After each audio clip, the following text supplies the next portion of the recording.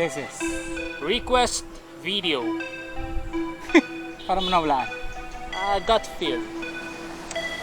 Actually, personal request video ko to. Oh, ano meron?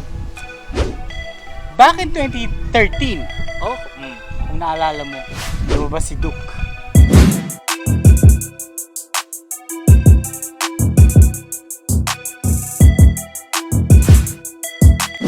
Duke. Ito yung Duke 200 tsaka yung 319. Anong mga naalala mo nung bagong labas niya talaga? Ay, oo. Kulay orange, pre. Siyempre, yung mga tao medyo, Wow, kulay orange. di ba? Galing Austria eh. Di ba? Ibang KTM brand, yun. bago. After a year, ano pang naalala mo? After a year, ito na yung naglabasan yung mga konting issues. Yes, like number 1, Overheating. Number 2, oil. Oh, yung mga oil seal niya, lalabasan yung mga langis. Yes, nagli-leak. Number 3, yung panel. May mysterious disappearance. Namamatay, okay. So yun yung mga issue ng 2013, 2014. Now, 2018. Anong meron sa Duke Ang alam ko, naglabas sila ng bago. Yes. Iba. Iba itsura niya, di ba? Iba itsura niya. Iba yung specs. Better specs yun. At kung hindi ako nagkakamali, suitable dito sa Asia. Okay.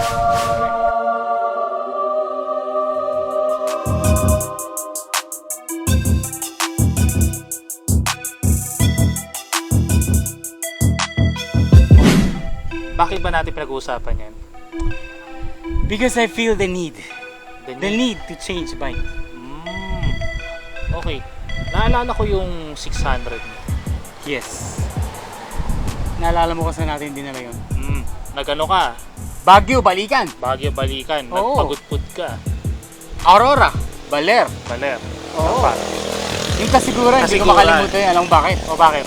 Dinala natin yung sa kasiguran. Walang semento, pababa yung road. Nung nag-give up na tayo, gusto natin i-atras yung bike, hindi kaya. Hindi mo kaya. Sobrang bigat. Isa pa, yung Sagada. Tama. Kung paano nyo ako iwan doon. Andun na Yung mga maliliit tuloy-tuloy lang. Ako Ikaw? naiwan na. Picture na lang ako. And having that experience, kaya I feel the need to change. Okay. Given yung road conditions natin, na pag bumabiyahe tayo na malalayo, ay hindi naman gano'ng kalalaki ang kalsada. Ano pa? May butas pa. Ano pa? Fuel. Fuel? Magkano gas mo? Around 1,000. Doblehin mo yung akin. More than pa. Oo. Yung comfort ng biyahe. Kasi relax. Ikaw? Heavy duty ako. Heavyweight ako. Naalala mo yung Marinduque natin? Yung Marinduque. That was the ride na very significant. Kasi yung ginamit ko doon, hindi yung 600. Yung scooter. Yung scooter. Alam mo ba na ang karga ng scooter ay the same nung karga ng 600? Kaya, I feel the need to change bike. Okay. So, I'm eyeing on the Duke. The new Duke 390. Yes. Tignan natin yung specs. Alright. Kung ano meron. Okay. So what are the obvious differences of the new model? Let's start sa front. New headlight, which is now LED. New graphics. I don't think it matters a lot. Levers are now adjustable. You're able to adjust yung play based dun sa abot ng daliri mo.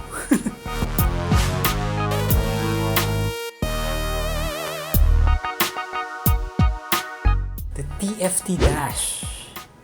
I can't get my eyes off on that one. Galing.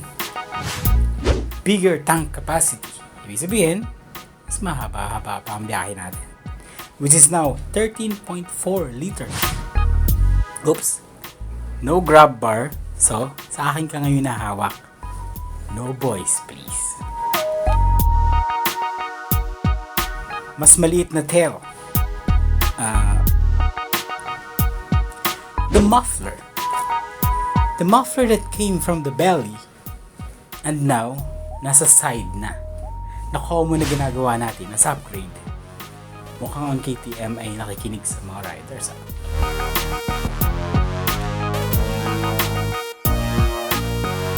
This little guy has 44 HP at 9,000 RPM, 37 Newton meter at 7,000 RPM, lightweight at 149 kilograms. Magaang. I guess easy to maneuver on different terrain. It's liquid cooled, single piston with 373.2 cc. I don't really consider this as big bike, but the paper said it's Expressway legal. Well, it's only Expressway legal, not big bike. It's 6-speed engine using Bosch fuel injection. Seat height is 830 mm, an increase of 30 mm from the previous. Sakto lang sa sobrang tangkad ko, 5'6", diba?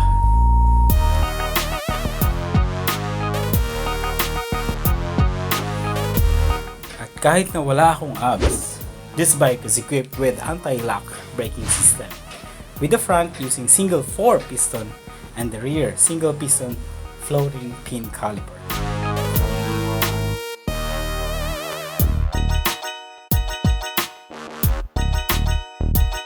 The tires, really goes well with the body size. Front is 110 by 70, rear is 150 by 60.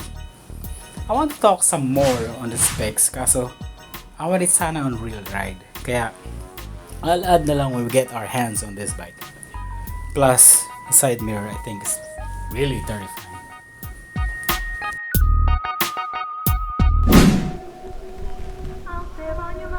Bakit ka ganyan makatingin sa akin? Wala ka bang sasabihin sa mga viewers natin? Please subscribe to our channel. Magpapalit ba talaga tayo pa? Yes, most probably. Alam mo bakit? Nabibigatan na ako at ang mga pinupuntahan natin ay very challenging, so we need. Paano yung mga gamit ko? Kasi ang liit ng tank. So maliit yung tank bag nun. And dami-dami ko dalang gamit. Plus wala pang grab bar. Grab bar? Pero sa akin kahawak. Teka, sa akin ka naman talaga dapat nakahawak ah. Paano ko matutulog? Wala akong sandalan. Kasi walang yung box sa likod. Hindi ka dapat natutulog sa biyahe. Dapat ikaw ay gising. Hindi kapag lang super long. Yung pupunta.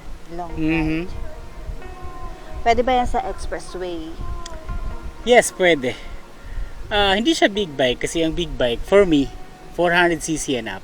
Pero the paper says 400cc. So, legit pwede sa Pwede Expressway. sa Expressway. Mabilis ba yan? And that we're going to find out. See you again.